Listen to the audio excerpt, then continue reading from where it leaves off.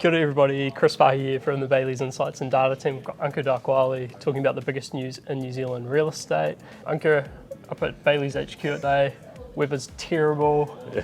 What do you reckon? Yeah, we've been a bit lazy over the last couple of weeks with the weather, so if the weather improves, we'll be out at some incredible properties again. Yeah, 100%. So today, pretty interesting set of content. So Ankur, we've got Stats New Zealand's latest unemployment data, we've got e-commerce trends from NZ Post, some big new developments around Auckland, bit of content from Australia and the UK, and of course we've got the property of the week. Yeah. So Ankur, first off, unemployment stats.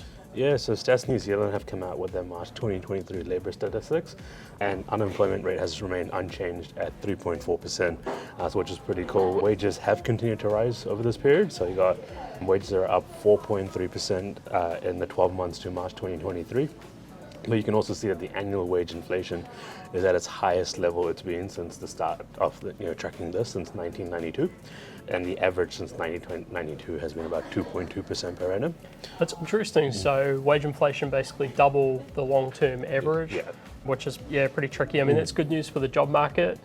Means people are still getting some pay increases, and the unemployment rate's still very strong, which is good. Might add a little bit more fuel to the Reserve Bank's fire around interest rates, though. So the next 6 months are kind of crucial in this phase. You got large-scale wage inflation that could happen, but it would be a wild card in terms of inflation and probably fuel house prices. Yeah, that's right. So if that wage inflation starts to really kick off, I think that's an absolute wild card in terms of what a lot of commentators are picking will happen for the market. So everyone at the moment is picking that you've got inflation, interest rates will go up, and then sort of take the steam out of inflation. But on the flip side, if wage inflation really kicks in, probably continue more price inflation. But what we've seen overseas, particularly in Turkey, is that when that happens, house prices tend to move up as well, just as that wage growth comes through. So yeah, pretty interesting time for the Reserve Bank. Yeah, definitely. Over the last week, we also had NZ Post, who released their latest e-commerce spotlight data for Q1 2023. Now, this was interesting, right? Because we had weekly online spends down compared with the same time last year. Yeah. What do we know, Ankur? Yeah, so in general, about 22% down on last year. But what's also quite interesting, what I found, is that the in-store spend was also down 2%. Now, this might not seem as big, but you have to remember about this time last year, the Omicron variant of COVID had kicked in, so physical shopping was not that accessible. So 2% down on that as well is quite an interesting point. Overall retail spend was down about 4% though, which we can see due to the high inflation and everything but just becoming more expensive. Yeah, quite curious as well, because if we look at a lot of the major industrial markets, there's been a lot of e-commerce activity driving the leasing through there. So with e-commerce levels down now, to be fair, the year-on-year comparison's a bit tricky. COVID's still in the system, but you do wonder what that might mean for some of that industrial demand, and maybe we'll see a little bit of relief on the vacancy rates coming through. It's overall in Auckland, Wellington, and potentially Christchurch sitting at about 1% industrial vacancy. So it'll be good to get some relief on that front. So also over the past week, we had Auckland Airport confirming that they were commencing construction on the Manawa Bay retail development. So Manawa Bay is around a $200 million shopping outlet centre. Features more than 100 stores, 24,000 square metres of retail space, and around 1,400 car parks. They're expecting that to open late in 2024. I see it's also aiming for some sustainability credentials. Yeah, so this is aiming to be the first 5-star Green Star rated retail centre. So it'll be quite an interesting build for them. They're also putting an array of solar panels on the roof to help get them there. Yeah, it's exciting. It's real cool. And so, Ankur, over the past week, we also had a big announcement for a new build-to-rent project in Auckland. Yeah, so the project was launched in Takapuna. So it's about 350 apartments. It's by Ekepanuku McConnell property and also Cedar Pacific. These 350 new apartments will be a mixture of 1, 2, and 3 bedrooms. The high-rise building will also have amenities like a rooftop area and pool for the occupants in there. Quite cool. Again, the sustainability theme flows through here. It's going to be built to a 6-star home star rating, so similar to the Green Star rating for commercial.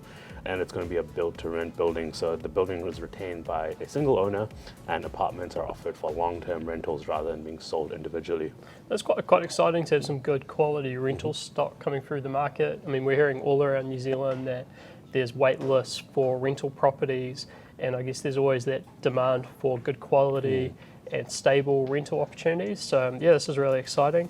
Good to see a combo there between Ikapanuku, McConnell Property and Cedar Pacific. A little fun fact, I actually started my career with McConnell Property, which is cool, so well done to the crew over there. Also interesting fun fact on that one is that the project is located opposite both the Bayleys commercial offices and the Bayleys residential offices in Takapuna, so good to see that happening in that neighbourhood. Yeah, so Ankur, over the past week we also had some announcements by the Reserve Bank of Australia.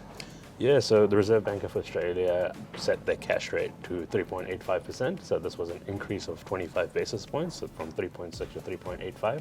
So what's quite surprising is that they kept the interest rate stable last month, so no increase, just to see what the state of the economy was doing. So it's a bit of a surprise to Australians when they increased it this time around. And the reasons they gave for this is they think that inflation has peaked in Australia, but it's still high at over 7%. So they're trying to bring it back into its target range, similar to what reserve banks around the world are trying to do.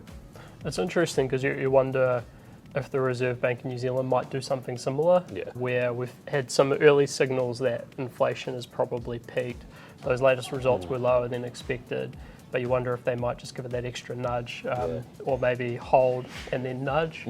So yeah, real interesting tactic there, but from what we could see, the market was a little bit surprised in Australia by that movement. The other thing to keep in mind is that the Australian market's a little bit different to the New Zealand market. So within the housing space, in New Zealand, most people would be on fixed rates between 1 and 5 years. So it takes a little bit of time for interest rate movements to come through the system.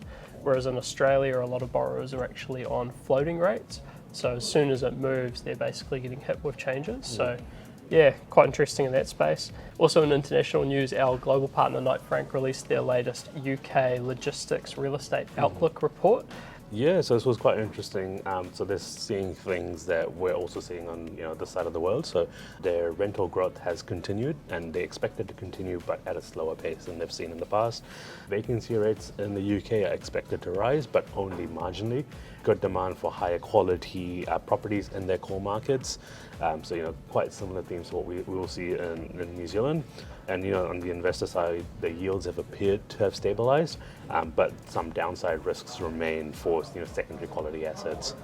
Yeah, it was also interesting, the commentary, because it was talking about how the market over there is starting to normalise after COVID. And if you go full circle back to the start of this video, looking at the NZ Post e-commerce statistics and how those e-commerce stats were lower than 12 months ago because COVID's dropped off in terms of its significance for the economy and how we're operating our lives. So yeah, I think that industrial space is going to be interesting over the next 6 months as some of those trends flow through. Yeah. Cool, and then finally to wrap up, we've got our property of the week. So Ankur, what have you got for us? Yeah, so my property of the week this week is 102 Pioneer Drive in Te Awamutu. Now this is a nearly new 4-bedroom, 4-bathroom with 2 living spaces and a double garage. It's built by Linux Homes. It's won several awards, including the Master Builder's House of the Year for 2022. And this is located within the premier Frontier Estate, close to peaceful walking tracks and handy to main arterial routes. So if you want to learn more about this property, please get in touch with Amy Vanderbroek from Bayleys in Hamilton. Yeah, that's a real cool property. So for me this week, gone a little bit different. Normally around here we're going super high end, and I think we filmed at $12 million penthouse in Remuera. So going more mid-market this week. So I'm down in Christchurch. I've got 72 Cornwall Street in St Albans. And so this is a brand new 3-bedroom, 2-bathroom standalone home. It's got open plan layout. Weatherboard facade takes inspiration from the character of the neighbourhood. It's positioned for the sun with a north-facing deck. And if you want to learn more, you can contact Angela Webb or Charlotte Heaslip from Bayleys Christchurch. Well, that's it. We'll wrap it up here. So thanks very much, Ankur. Thanks, Chris. And we'll see you next time. See ya.